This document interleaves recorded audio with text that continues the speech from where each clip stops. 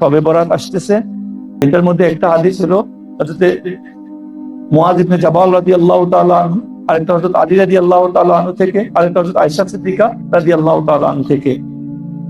তো এই হাদিসগুলো সবগুলোর একই অর্থ যে নিসফে শাবান। একটার মধ্যে হযরত মুআয ইবনে জাবাল রাদিয়াল্লাহু তাআলা আনহু বলছে, রাসূল সাল্লাল্লাহু আলাইহি ওয়াসাল্লাম বলছে যে শাবান মাসের মধ্য শাবান মানে নিসফে শাবান মানে মাঝামাঝি সময় কেউ যদি আল্লাহর কাছে ক্ষমা চায়, আল্লাহ তাকে কি করবেন? ক্ষমা করে দিবেন। আল্লাহর কাছে যদি ধন সম্পদ চায়, আল্লাহ পাক তাকে ধন সম্পদ দিবেন। আল্লাহ হযরত আলী থেকেও একই হাদিস বর্ণিত আছে।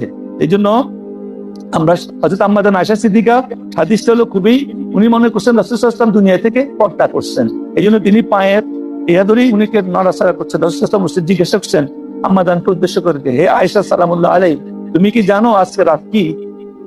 আল্লাহ পাক এই রাত্রে অদ্দা শাবানের রাত রাসূল সাল্লাল্লাহু আলাইহি ওয়াসাল্লাম মেনশন করে দিয়েছেন, মানে 15 তারিখ যেদিন শুরু হয় 14 তারিখ শেষ হলে ওই দিনটা অদ্দা শাবান রাত বলে, যেটা পূর্ণিমার রাত বলা হয়, পূর্ণিমা শেষ হয়। তো ওই রাত্রি আল্লাহ পাক যে ক্ষমা চাবে আল্লাহ পাক তাকে ক্ষমা করে দিবেন। আল্লাহ পাক সেই থেকে আল্লাহ পাক ডাকেন, কত মাসখানে আসে ডাকতে থাকেন, হে দুনিয়ার মানুষ, কেউ আসো আমার কাছে ক্ষমা চাও, আমি ক্ষমা করে দিব, আমার কাছে ধন চাও, আমি ধন দিব, আমার কাছে কি চাও আমি দেবো। সারা রাত ডাকতে থাকেন। এর থেকে উত্তম রাত, এই জন্য এই রাত্রে আমরা আল্লাহর কাছে ক্ষমা চাওয়ার রাত, মাপ চাওয়ার রাত, আমরা ধন সম্পদ চাওয়ার রাত। আমাদের অনেক ট্রেডিশনাল সিস্টেম এটা হয়ে আসছে, এই রাত্রে আমরা দান সৎকার করবো, নফল ইবাদত করবো, মা বাপের কবর জিয়ারত করবো, আমরা বিভিন্ন বুজুর্গদের দিনের কবর জিয়ারত করবো। এটাই আমাদের দেশে, আমাদের সমস্ত দেশে খুব জমজমাটের সহিত হয়, আগে থেকে হয়ে আসছে।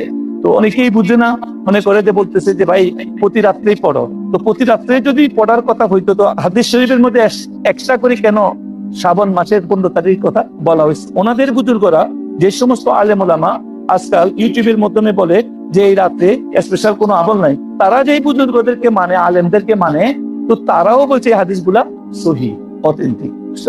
এই জন্য আপনারা এটা কি করবেন না, আপনারা আপসেট হবেন না এই সমস্ত বিষয়কে। যদি না জানেন, জানার চেষ্টা করবেন। ওনারাও জানেন, কিন্তু ওই সমস্ত ওনাদের অনেক কথার মধ্যে যুক্তি আছে। কি আমাদের সমাজ ব্যবস্থা আজকে এমন কিছু হচ্ছে যেটার কারণে, তাই বলে আমরা এই রাতকে বাদ দিব না। যুক্তি কি, আমাদের অনেক মানুষ অবুঝ, জ্ঞানহীন, অনেক বাজে কাজ করে, গান বাজনা করে, এরা কি করে আপনার আতশবাজি, বোমবাজি, বিভিন্ন এমন এমন কার্যক্রম করে, রাত্রে বাইরে ছেলেপেলেরা এমন বাজে কাজ করে, আড্ডা দেয়, বিভিন্ন কাজ করে ইবাদত বাদ দিয়া। তো এটা ঠিক না। এটা কি, এটাই ইবাদতের রাত।